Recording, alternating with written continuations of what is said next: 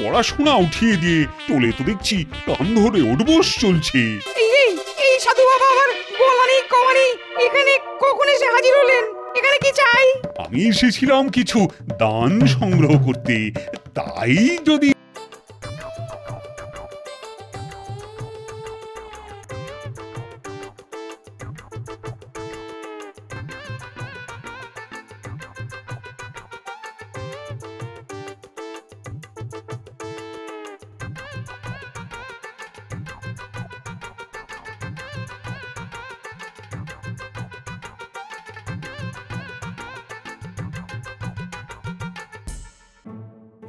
এ কি সবাই আছে, কিন্তু কই তাকে তো দেখছি না।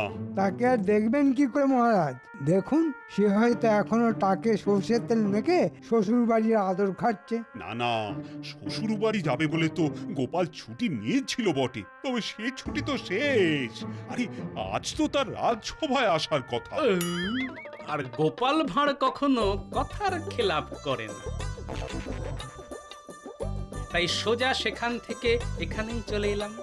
এই তো বলতে না বলতেই গোপাল চলে এসেছে। কিন্তু আপনি কি খেয়াল করেছেন মহারাজ, এসে থেকেই গোপাল কেমন দেখিয়ে দেখিয়ে শুনিয়ে শুনিয়ে ঢেঁকুর তুলছে? হ্যাঁ হ্যাঁ হ্যাঁ, আমি খেয়াল করেছি। ইয়ে না মানে গোপালের মনে হয় খাওয়া দাওয়াটা একটু ভারী হয়ে গেছে। কি করব মহারাজ, ওহ, এমন সুস্বাদু খাবার যেন এখনো মুখে লেগে আছে। গোপাল মনে হচ্ছে একেবারে কবজি ডুবিয়ে খেয়েছে। তবে শাস্ত্রে লেখা আছে অতি ভোজন স্বাস্থ্যের পক্ষে অত্যন্ত ক্ষতিকারক। বৃথাই বলা, গোপাল এসব কথা এক কান দিয়ে ঢোকাচ্ছে আর এক কান দিয়ে বার করে দিচ্ছে। না না না না, তা কেন হবে? ওই তো গোপাল খুঁটিনাটি শুনছে আর মিটি মিটি হাসছে। ওই হাসিটাই হবে মহারাজ। তবে গোপাল যা কিপটে, তাতে নিজে সবার খাবে, তবে সবার জন্য নিজে কিছু খরচ করবে না। আমি মন্ত্রী মশাইয়ের সঙ্গে একমত। এই কথা স্বীকার করতেই হবে, গোপাল কিঞ্চিত নয় বরং বাড়াবাড়ি রকমের মিতব্যয়ী। এটা আমি কি শুনছি, তুমি নাকি কিপটে? এই তো টেকো ব্যাটা এবার আচ্ছা পেঁচে পড়েছে। তাই না হয় মেনেই নিলাম আমি কৃপণ, কিন্তু কিপটে কে নয় মহারাজ? তাই তো, এই প্রশ্নের এখন আমি কি উত্তর দিই? এই হলো গোপালের কারসাজি। যেই দেখলো নিজে আটকে গেছে, অমনি সবাইকে নিয়ে টানাটানি শুরু করেছে। না না না, ব্যাপারটা হেসে উড়িয়ে দেওয়ার মতো নয়। গোপালের প্রশ্নটা তো আমাকে বেশ ভাবিয়ে তুললো।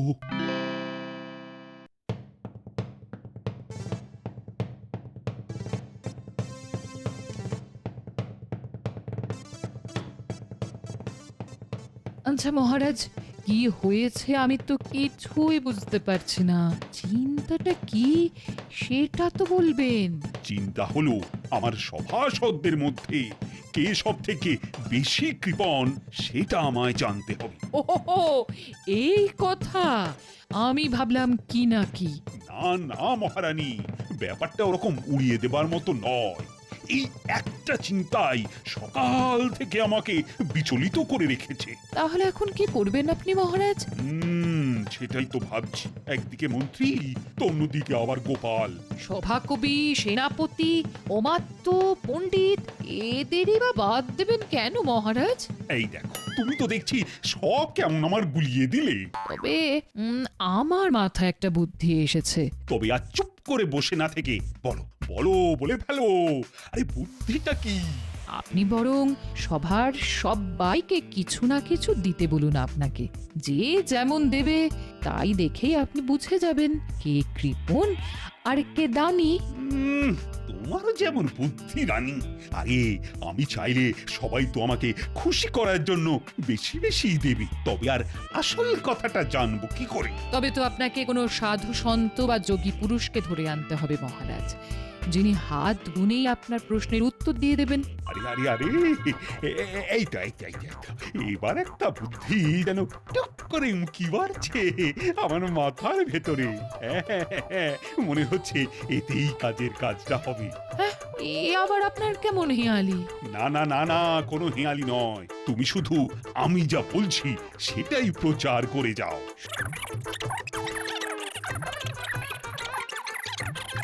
সব শুনে আমার তো আরো সব গুলিয়ে গেল। তোমার গুলোলেও আমি যে এবার এই এক চালেই সব কটাকে একেবারে চেলে নেব।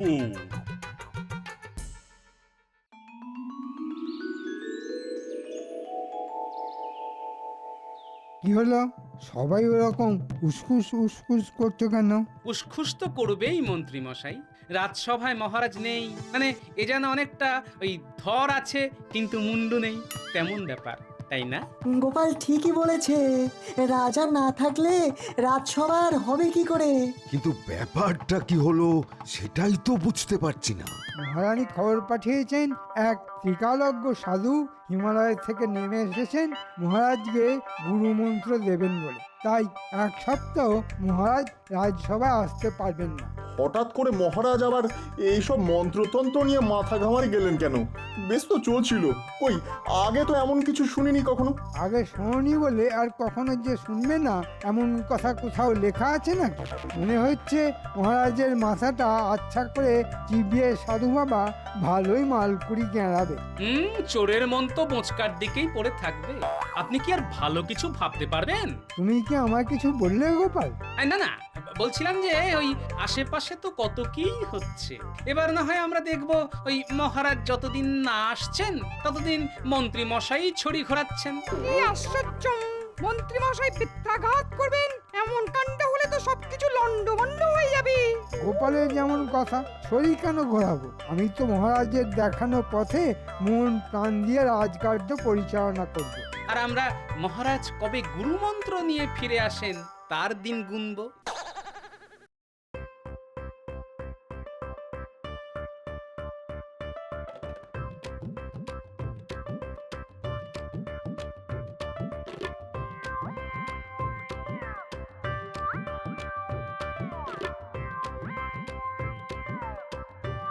এই নাও গিন্নি, কাতলা মাছের মাথা, পুঁই শাক, কুমড়ো সব একেবারে বেছে বেছে এনেছি। আজ কিন্তু গিন্নি ওই শাক চচ্চড়ি করতেই হবে। বলি, কি এমন রাজকার্য করতে তুমি যাবে শুনি? কি এমন শুভ কাজ আছে যার জন্যে মাছের মাথা দিয়ে শাক খেতে হবে? আছে আছে গিন্নি, মহারাজ এখন কোনো এক সাধু বাবার খপ্পরে পড়ে গুরুমন্ত্র নিচ্ছেন। তাই আজ থেকে এখন কদিন আমি মহারাজ। ওহ, আমি কি এমনি এমনি লাফাচ্ছি? সে মহারাজে হও আর যাই হও, আজ নয় কাল, কাল নয় পরশু করে আমাকে খালি ভুলিয়েই যাচ্ছ। কিন্তু এবার আমি আর ভুলছি না। তোমায় কিচ্ছু ভুলতে হবে না, আমার সব মনে থাকবে। কে আছো ঘরে? সাধুকে কিছু ভিক্ষা দেবে নাকি? সবে একটা শুভ কাজ করতে যাব বলে মনে মনে তৈরি হচ্ছি, নিয়ে এসে দাঁড়ালো। এই যে বাবা, দাও না এই সাধুকে কিছু। ও বাবা, একটু দেশে সাধু বাবা নয়, একেবারে চকচকে সাধু বাবা। তা বাবা কোথা থেকে উদয় হলেন শুনি? আর যোগ সাধনা সে তো সেই হিমালয়ে। তবে এখানে আমি এসেছি তোমাদের মহারাজ কৃষ্ণচন্দ্রের কাছে, তাকে গুরুমন্ত্র দিতে। বাবাজি তো আচ্ছা ধরিবাজ, গাছেরও খাবে আবার তলারও কুড়োবে, মানে মহারাজের কাছ থেকে ভালো মতো গেঁড়াবে, আবার তার কাছ থেকে চেয়ে ঝোলা ভরবে। দাঁড়া, ভরাচ্ছি তোমার ঝোলা। এই সাধু কি তবে কোনো ভিক্ষাই পাবে না? তবে এক মুঠো চাল আর একটা আলু, ব্যাস ওই দাও ওর ঝোলা, ওতেই হবে। তোমাদের কল্যাণ হোক।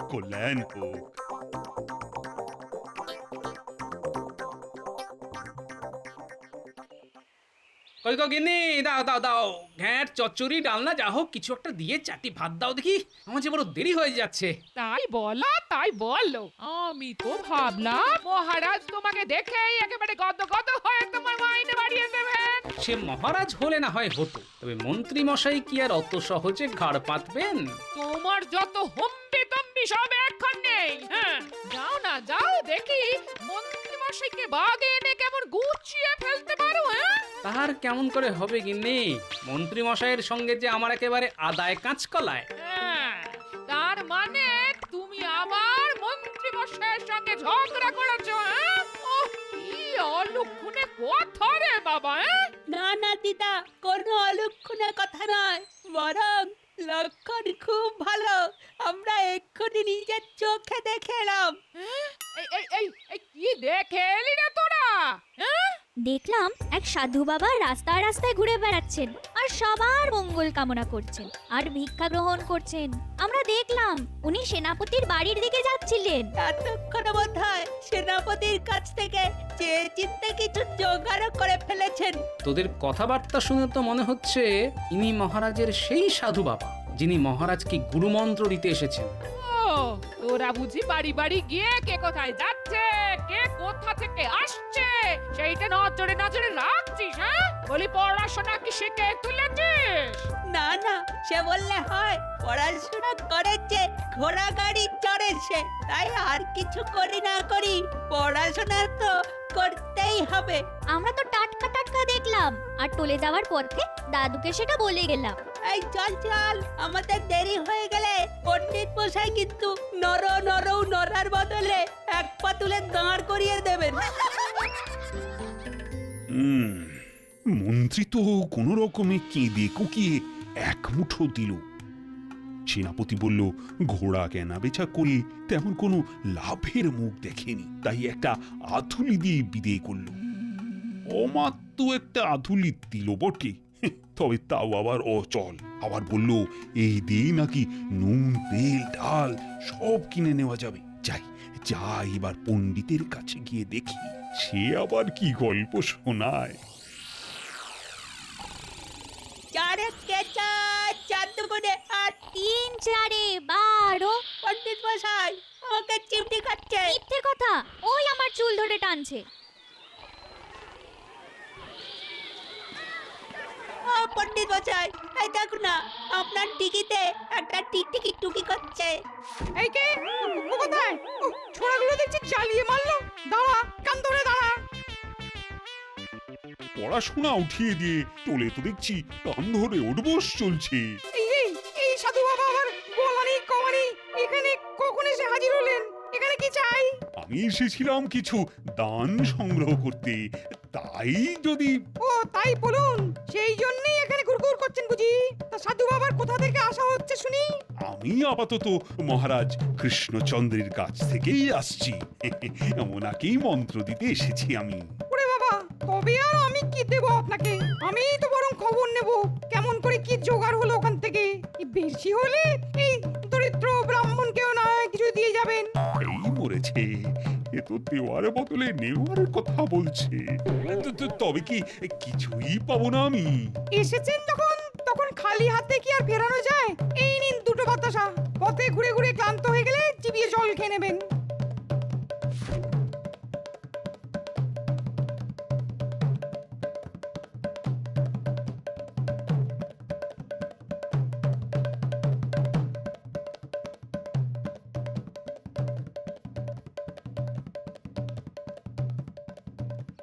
ওহ, কাদের কাদের কাছে গিয়ে হাত পাচ্ছি কে জানে। বিজ্ঞানী নিজের আবিষ্কার করা একটা বড়ি দিয়ে বলল, থোড় বড়ি খাড়া দিয়েই খাওয়া দাওয়া সারা যায়। তাই এর থেকে বেশি কিছু দেওয়ারও নেই আর নেওয়ারও নেই।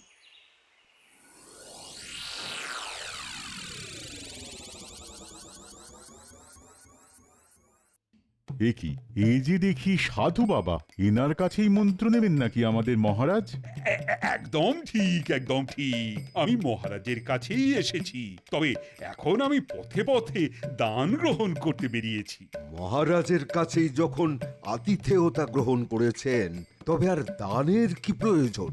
ঠিকই তো বলেছ রাজবৈদ্য, মহারাজ দেবেন কাঁড়ি কাঁড়ি, তাতেই হবে ঝোলা ভারী। না না না না না, আমি সাধু সন্ন্যাসী মানুষ, এই ভিক্ষাবৃত্তি করেই তো চলে আমার, তাই স্বভাববশতই বেরিয়ে পড়েছি।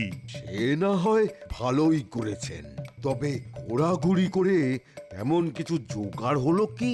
হয়েছে কিছু কিছু, তবে আরো কিছুর জন্য আমি তোমাদের কাছেই হাত পাচ্ছি।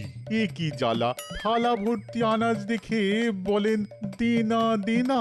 না না না, আপনাকে যদি দিয়েই দিই তবে আমার চলবে কি করে ভাই? তাই আপনিও যান, আমিও যাই।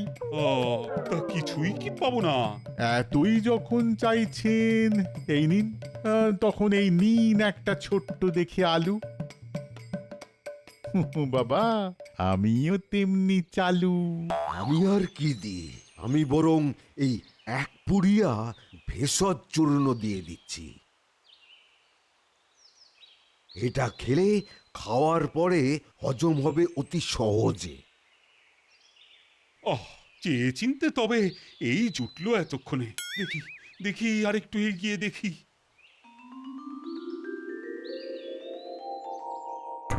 বলি খেতে দাও, বলে তো সারা পাড়া মাথায় করে ফেললে, হ্যাঁ?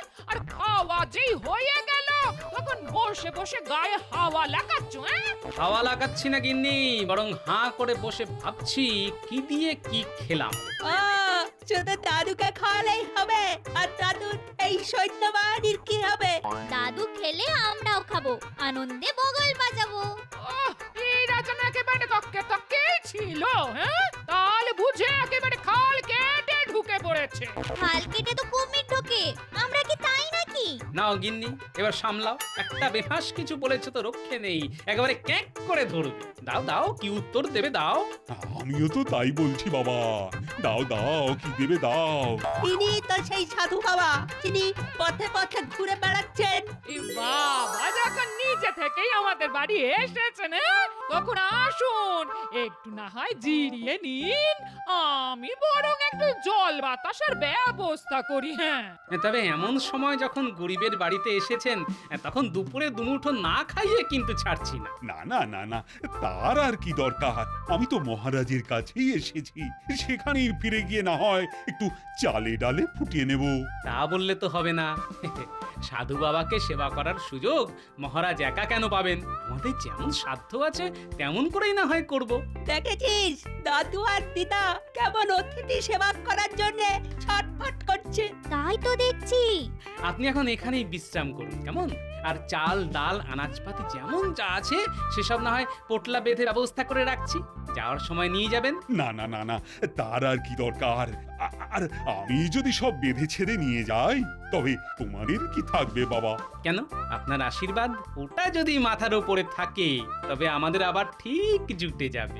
আরে এই বলি, তোরা দাঁড়িয়ে দাঁড়িয়ে কি দেখছিস? হ্যাঁ, এই নে নে নে, এই সাধু বাবাকে বসার ব্যবস্থা করে দে।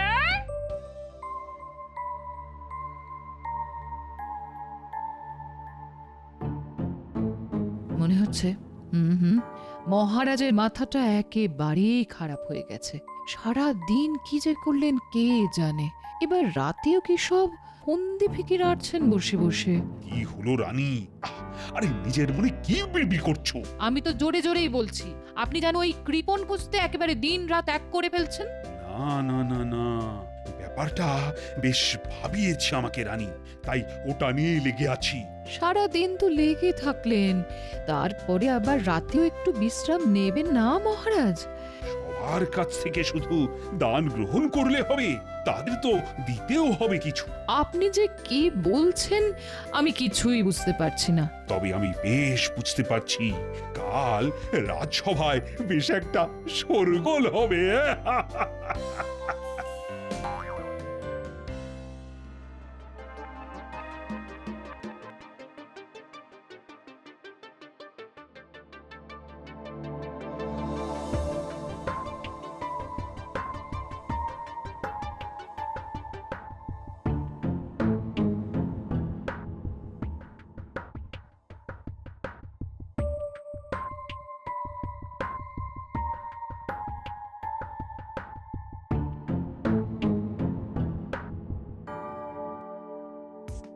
কি সভা আলো করে বসার বদলে সবাই যেন মুখ কালো করে বসে আছে। হ্যাঁ, তা ব্যাপারটা কি? ব্যাপার আর কি হবে, সবাই নিজের নিজের জ্বালা নিয়ে জ্বলছে। এই যেমন মহারাজ কেমন সাধু বাবার কাছে মন্ত্র নেওয়া ছেড়ে হাজির হয়ে গেলেন আবার। না তাতে আর কি হয়েছে, তবে সাধু বাবা কি মাঝপথে আপনাকে ফেলে রেখেই হাওয়া হয়ে গেলেন নাকি মহারাজ? সে কথা না হয় বলছি, তবে তার আগে কেমন কি জ্বালা সেটা তো শুনি। কাল দিনে রাতে যা হলো, আমারও শুধু কপাল চাপড়াতে ইচ্ছে করছে। আমার তো মনে হচ্ছে ওই সাধু বাবা নিশ্চয়ই কোনো জাদু জানেন। তা কিরকম কি জাদু দেখালো শুনি? দেখবে আবার কি, যেমন যা দিলাম গুনে তাই ফিরে এলো দেখি অনুরূপে। একদম ঠিক বলেছে। আমি যেমন পুড়িয়া দিয়েছিলাম, ঠিক তেমনই একটা পুড়িয়ায় সোনার গুঁড়ো মুড়ে কে যেন আমার ঘরে ফেলে এসেছে। আমি দুটো বাতাসা দিয়েছিলাম, ঠিক তেমনই দুটো সোনার টুকরো পেলাম ঘরে। আমিও তো এক মুঠো চাল আর আলুর পরিমাণ মতো সোনার টুকরো আর গুঁড়ো গাঁড়া পেলাম। আরে গোপাল, তুমি কি পেলে? মানে তোমার সঙ্গেও এমন কিছু হয়নি বুঝি? আগে আমি ঝোলা ভরে যেমন দিয়েছি তেমনই ঝোলা ভরে পেয়েছি মহারাজ। বাবা বাবা বাবা, কিন্তু মানে তুমিও তো সবার মতো একটু আধটু দিয়েই হাত ছেড়ে ফেলতে পারতে। মহারাজ, দেওয়ার আনন্দ তো পাওয়ার থেকে অনেক বেশি, তাই সাধু বাবাকে দেওয়ার ব্যাপারে আমি আর আমার গিন্নি দুবার ভাবিনি। সাবাস গোপাল, সাবাস। এই চিন্তা ভাবনা যদি বাদ বাকি সবাই করত, তাহলে আজ আর তাদের এইভাবে হায় হায় করতে হতো না। সে আর বলতে, আমি যদি ওই অচল আধুলির বদলে ওই বেশি বেশি করে খুচরো দিতাম, তবে কারি কারি মোহর পেতাম। ইস, সবাই যখন সার সত্যটা বুঝেই গেলে, তবে আর একটা সত্যি শোনো, ওই সাধু আর কেউ নয়, তোমাদের এই মহারাজ। তোমাদের মধ্যে কে কেমন কৃপণ সেটা জানার জন্যেই আমি সাধুর বেশেই তোমাদের পরীক্ষা নিয়েছি। আর বেশ ভালোভাবেই বুঝেছি কারা কৃপণ আর কে দানি। আপনি আমার বুদ্ধির তারিফ করেন মহারাজ, তবে এবার যে আপনার বুদ্ধিরও তারিফ করতে হবে। জয় মহারাজ কৃষ্ণচন্দ্রের জয়।